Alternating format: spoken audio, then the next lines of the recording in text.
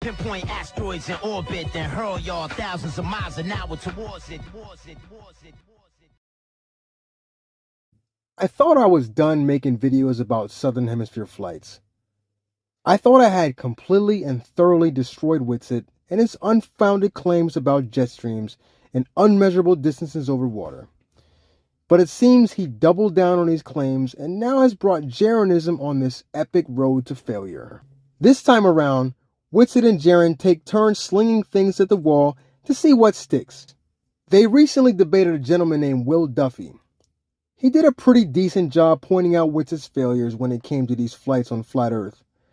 But of course, whenever possible, Jaren and Witsit did their best to obfuscate and bring up irrelevant details. Either way, there was no running from the obvious flaws in the flat Earth, which I believe they're both aware of and try desperately to downplay and overlook. Mr. Duffy pointed out that the flight that Witsit agreed with on his livestream in no way could have flown over Canada on its way to Fiji. So I was looking at the flat Earth map and I was looking at this emergency landing, Austin, and you'll notice, as I noticed, that this flight goes over Canada. It does not go over the United States. It does not go over Mexico. It goes over Canada. And I was like, that's peculiar. So what I did is I went to Flight Radar 24, which is the website that you guys use, and I looked up this flight. And let's look at it. Let's look at the flight path. What do you know? The flight goes southwest over the United States, over Mexico to New Zealand. So I'm going to suggest right now that we have a serious problem here. It was so glaringly obvious that Witsit had to immediately serve up some word salad nonsense about magnetic declination. Do you understand that if the Earth was flat, that the flight could go over Mexico still? You don't need to see his identification. For Mexico still. He says No. How, can you show me that on a map? That makes no sense to me. Why? Because the way that we fly is that we update with our directions using magnetic declination. Whenever you said, are you sure you fly southwest? Like, well, you're going to have to invoke some type of land mass, right? But what the plane does is just uses magnetic declination. So you can assume our Earth is a sphere, fly over a flat Earth, go a little out of your way, and the Earth still be flat. You're just using a compass. You're using magnetic declination corrections in nautical miles. You absolutely could fly over Mexico on a flat Earth. You would just be going a little out of your way, updating as you fly. I guess Witsit must think that airline pilots navigate with just a compass alone. Just like I told Witsit before, the data from his flight can be downloaded straight from Flight Radar 24 and imported into Google Earth. Doing so allows you to see the altitude, speed, heading, and GPS coordinates. I can see why Witsit initially wanted to claim that the video wasn't his. No, that's the image someone else put on a video I played on a live stream. I already responded. No, Austin, can you show me on a flat Earth map? Can you just show me on any flat Earth map that you want a flight going from New York to New Zealand that goes over Canada?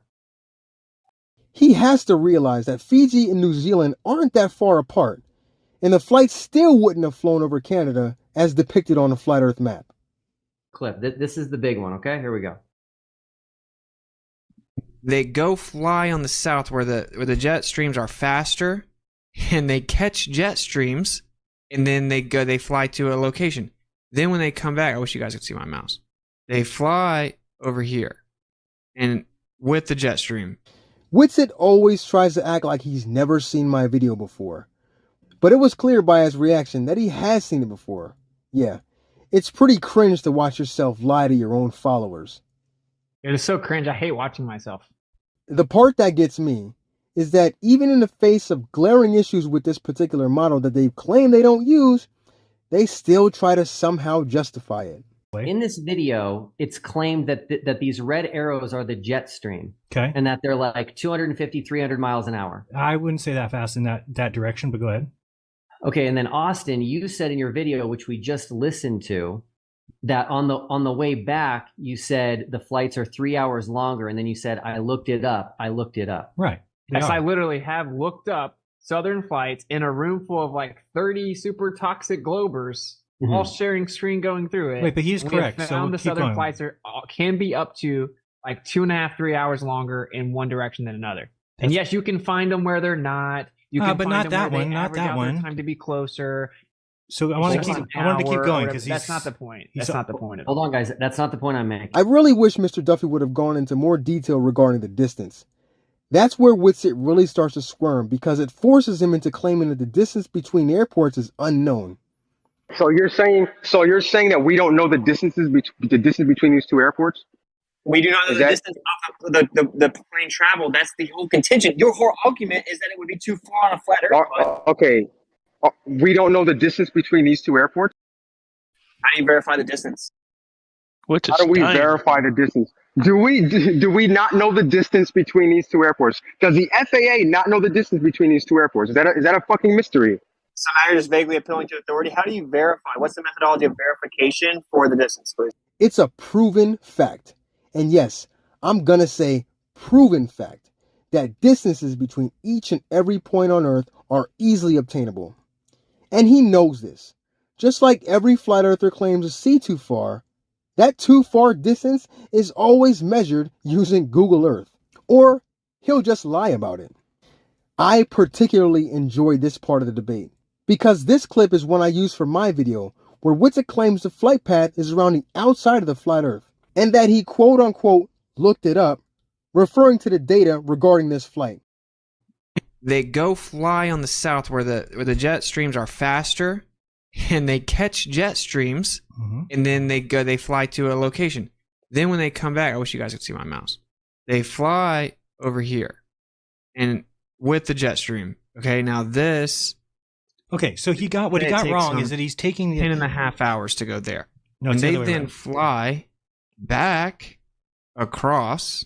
Would Yes. actually be out here. Okay, though, so big right? deal. He got them They fly mixed out up. across, back. Because whoever drew those arrows on there is a little bit confusing. It takes 3 hours longer. 2 hours. I wonder why. So when they fly this way, it takes 11 hours. When they fly this way, it takes 14 hours.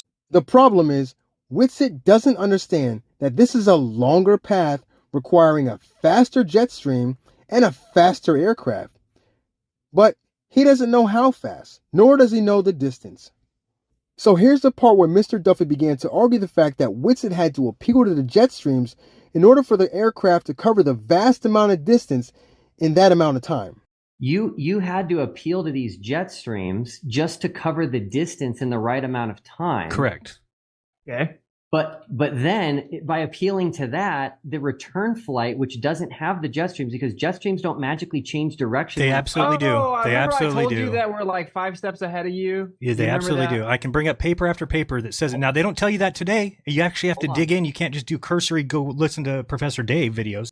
Unfortunately, he never got a chance to finish the argument because Jaren and Witsit immediately wanted to shift the argument to the direction that the jet streams flow, asserting that the jet streams somehow change directions. And finally, we get to the part I love the most.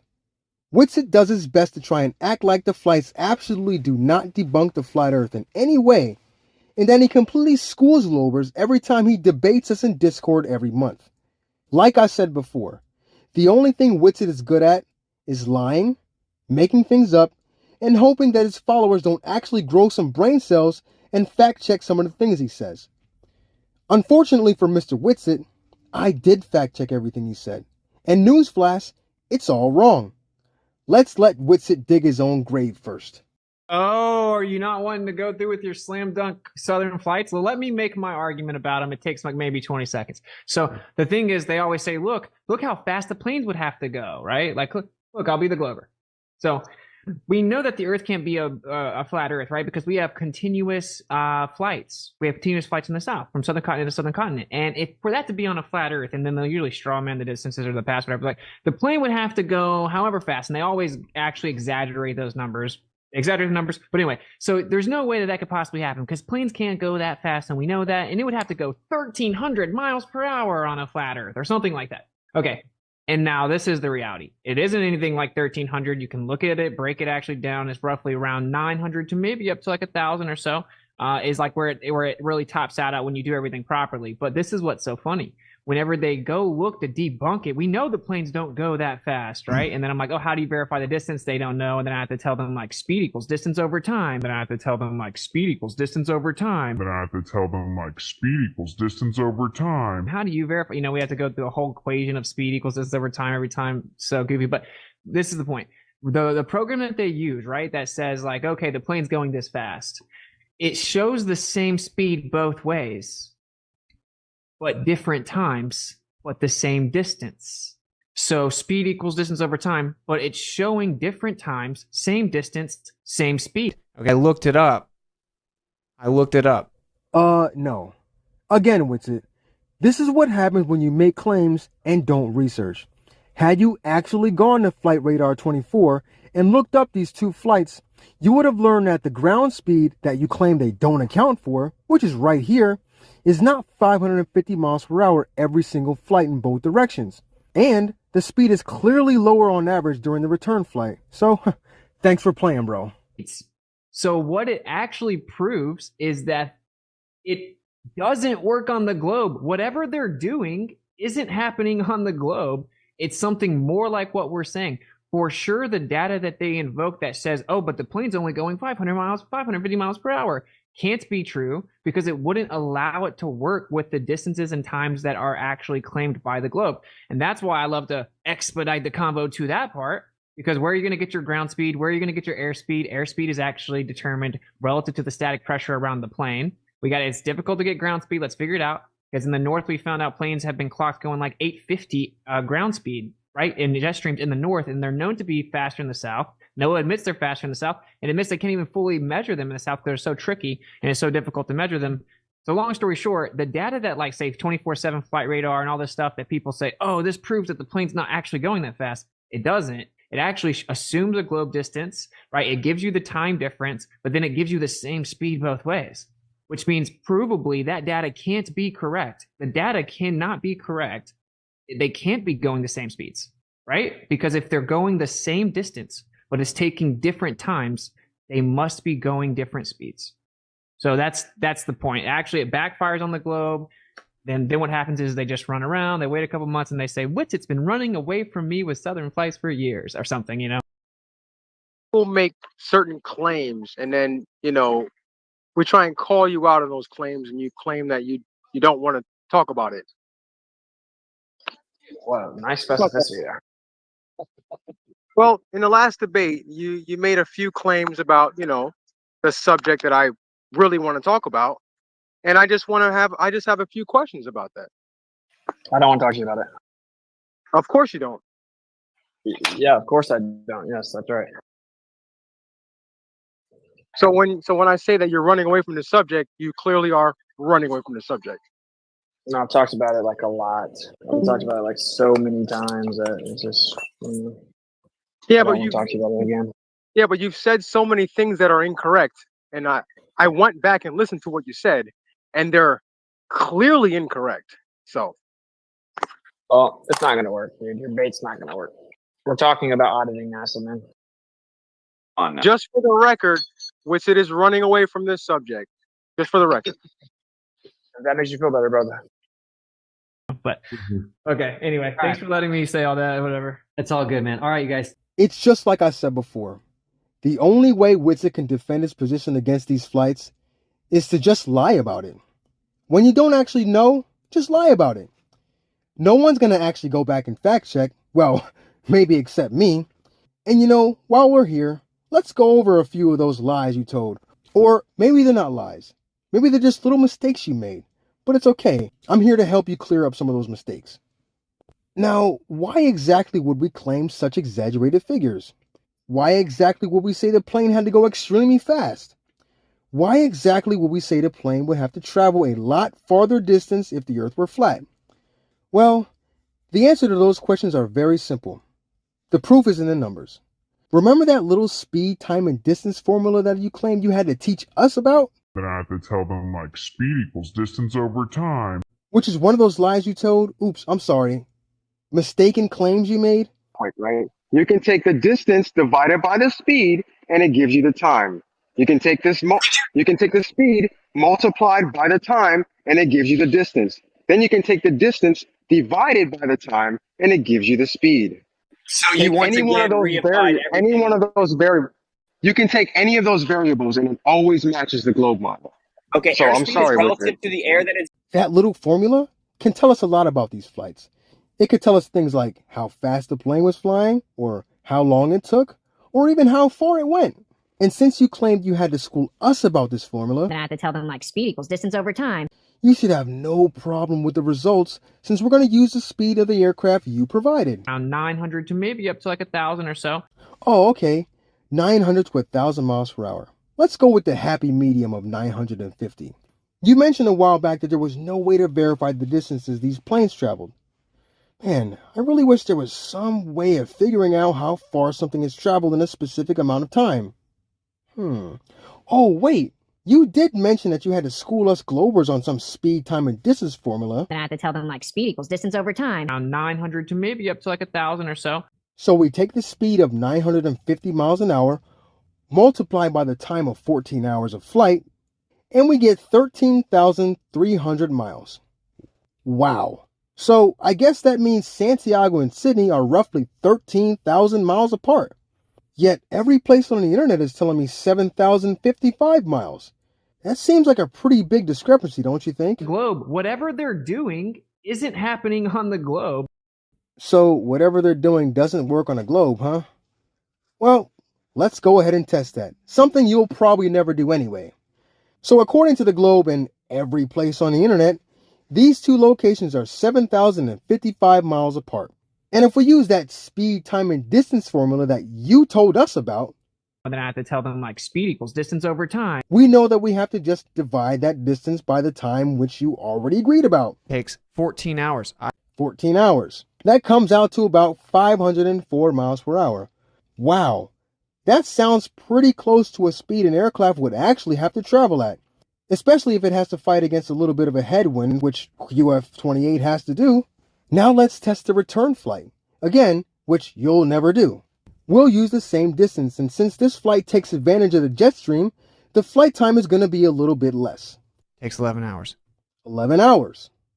7,055 miles divided by 11 hours equals 641 miles per hour. And again, pretty close to what an average ground speed would be for a flight in that direction taking advantage of the jet stream.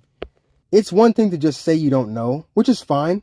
But when you just throw out numbers and think you're going to make sense and claim that the actual numbers are wrong, you're just going to make yourself look like you don't know what you're talking about, which you already do anyway. It really and truly amazes me that someone can lie so much and not one of his so-called followers will call him out on it. So, Jarenism, Witsit, the Earth is a globe, whether you like it or not. Sunsets tell us that. Pictures from space tell us that. Satellites tell us that. Lunar and solar eclipses tell us that. Seismology tells us that. 24 hours of daylight in Antarctica tells us that. GPS tells us that. Long-distance observations show us that. Geodetic surveying show us that. Space tourism show us that. The Coriolis effect tells us that. And of course, Southern Hemisphere flights tell us that. And misunderstanding and strawmanning the results of the Michelson-Morley experiment isn't going to magically make the Earth flat. I could go on and on and on. And you guys are so-called looking for the truth? Please. You wouldn't know the truth if the word was tattooed on your forehead. Morant against McConnell. Pick and roll. Morant. Oh, my word. Once again, thanks for watching. Don't forget to like, share, and subscribe if you like this video. And check out the rest of my videos if you're interested. And as always, peace. Pinpoint asteroids in orbit, then hurl y'all thousands of miles an hour towards it.